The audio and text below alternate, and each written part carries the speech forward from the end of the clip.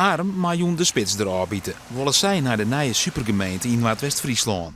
Een fusie tussen Haas, Friesje Deal, met name Deal, het Beeld en Littense Deal. Zo had de provincie het betocht. Maar wat vinden de Armers? We vregen treien vooraanstaande het dorpsleur. De bouwboer die het schroet voor de dorpskranten, de eigenaar van de plaatselijke supermerk en de vicevoorzitter van het dorpsbelang. De meesten zeiden liet het samen blijven, die ik sprutsen. Ik ken net het hele dorp van, die weet niet hoe mensen, dus dat weet ik dus niet. Maar ja, ze vinden het zo goed eigenlijk. Ja, dan zit je krijgt wat in en dan mooi wegverhuizen. Nou, ik ga me er veel net zomaar bij, dat zit de heren wel beslissen. Snits, mogelijk waar, wijs. Ja. Hebben toch helemaal niks, maar ja, mogelijk waar. Iedere dag krijg ik een stukje mogelijk koeken. Maar in elk geval dat, wat net een reden was om weer in te delen natuurlijk.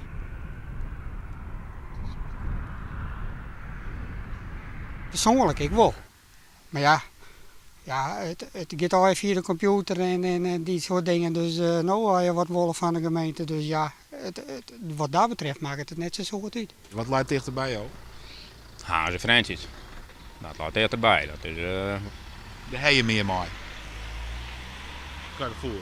nou, qua gevoel wel, ja. Persoonlijk, liever zeggen, ben ik volle meer belutsen.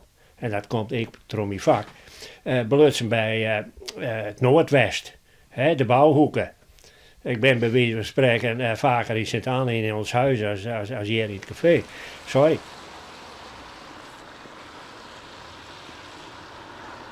Nou, als er 50 mensen komen, dan moet je blij wezen, denk ik. Ja. Dat is net zo wat. Dat is net een soort toe, meer dan 10 wenners. Ja, we zullen daar wat in te brengen hebben.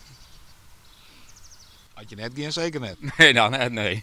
De inwoners, de burgers, die hebben toch niks geen invloed op deze werkindeling.